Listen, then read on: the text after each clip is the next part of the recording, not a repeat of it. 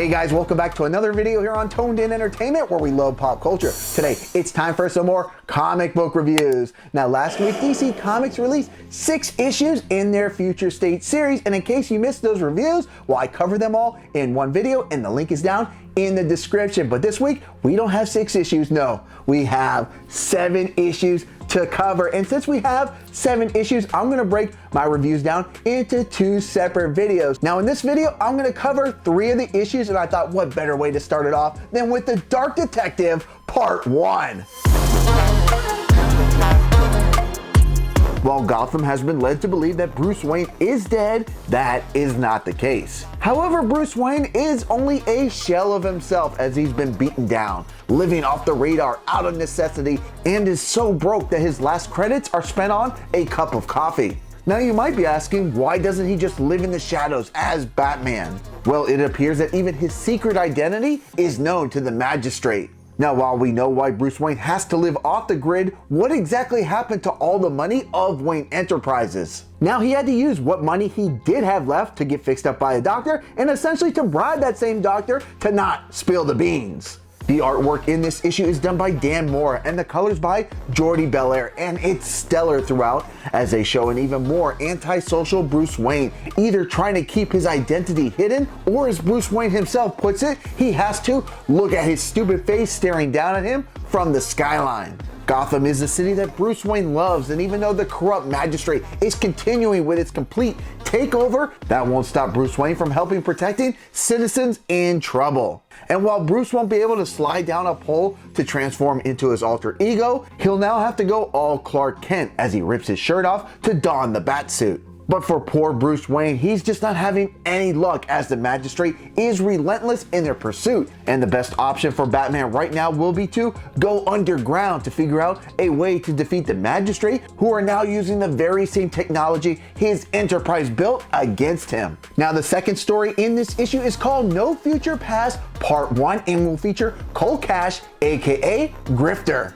While Cole is not donning his face covering in order to stay out of trouble with the magistrate mandate, he has no problem stirring up trouble with others in Gotham during a card game that got a little out of hand. At this very same place, 2 people who identify themselves as officers for GCPD tell Cole that they would like to have a word with him. But Cole and his instincts kick in and believes no way that cops would just walk into a seedy place like this. And instead of just talking it out with these 2, he stirs up trouble once again, which will ultimately land him handcuffed and on his way to get probably more than just a new mugshot. Once in the back of the truck, Cole won't be the only one tied up, as he's joined by an unmasked Batwing, Luke Fox. Being desperate to be free, Luke tells Cole he will make it worth his while to find a way out of this situation. Cole will agree to it. However, much to Fox's surprise, the impromptu breakout plans involve him getting a boot to the face.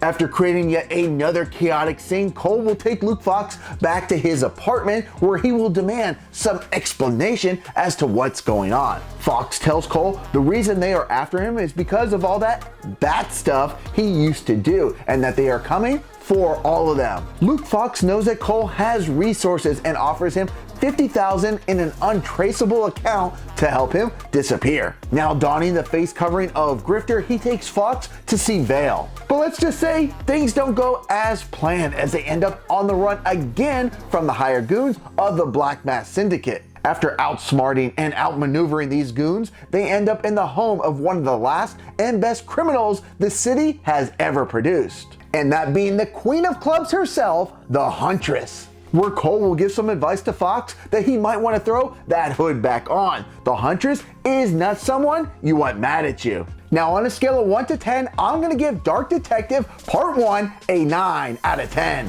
While this issue packed in 2 very different stories, I enjoyed both of them equally, but in unique ways. The story with Bruce Wayne is written by Mariko Tamaki and is dark and mysterious, and has you pondering just how Bruce Wayne will try to stay out of trouble by trying to stay invisible. While the second story was written by Matthew Rosenberg, is funny, witty, and action-packed, and has you wondering how Cole Cash will try to stay out of trouble, as he's anything but silent and stealthy. Now, both of these stories are to be continued on January January 26th, when The Dark Detective issue number 2 is released. Now next up we have Teen Titans issue number 1.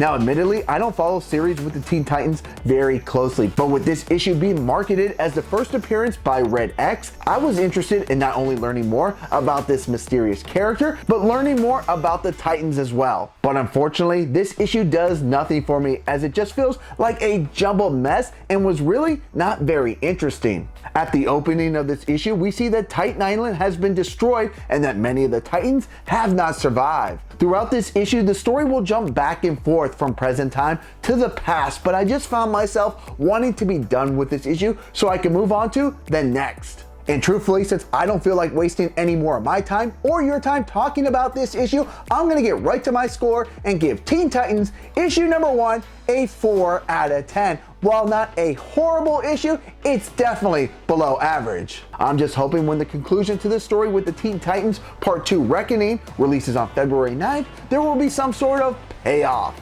Now the last issue I'm going to cover here for week 2, part 1 of Future State is going to be Robin Eternal issue number 1.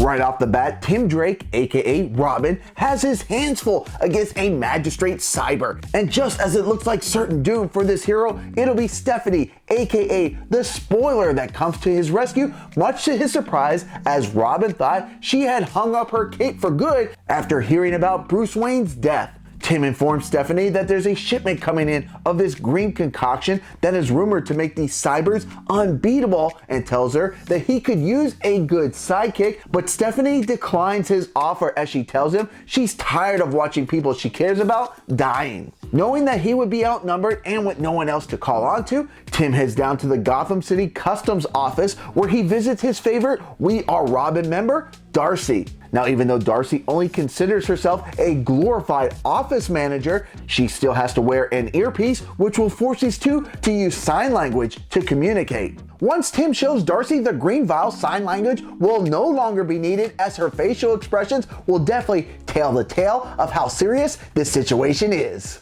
Darcy goes on to tell him that it's called Lazarus resin that comes from the Lazarus pit, and the magistrate hopes that it will make their cyber warriors unkillable, unlike the one that Tim had faced off against. And the matter is critical because a more potent batch is being shipped in that night. And even though Darcy wishes that Tim wouldn't try and stop this shipment because essentially it's a death wish, she says to him that there's no way she's gonna let the stupidest genius she knows go it alone. Later that night, when Tim and Darcy reach the plane, they are surprised that the spoiler has had second thoughts and is there to join them on their mission. But even though it's now a team of 3, they are greatly outnumbered, and in addition to the soldiers, they will also feel the wrath of one of the magistrate cybers, who appears to be under the new and improved Raisin, and the tactics that the spoiler used on the previous version doesn't have any effect other than make it mad, which in turn causes it to send Tim flying, crashing into a pool of raisin. Now, earlier in this issue, there was a conversation between Tim and Darcy where he asked her if she knew if this substance had any effect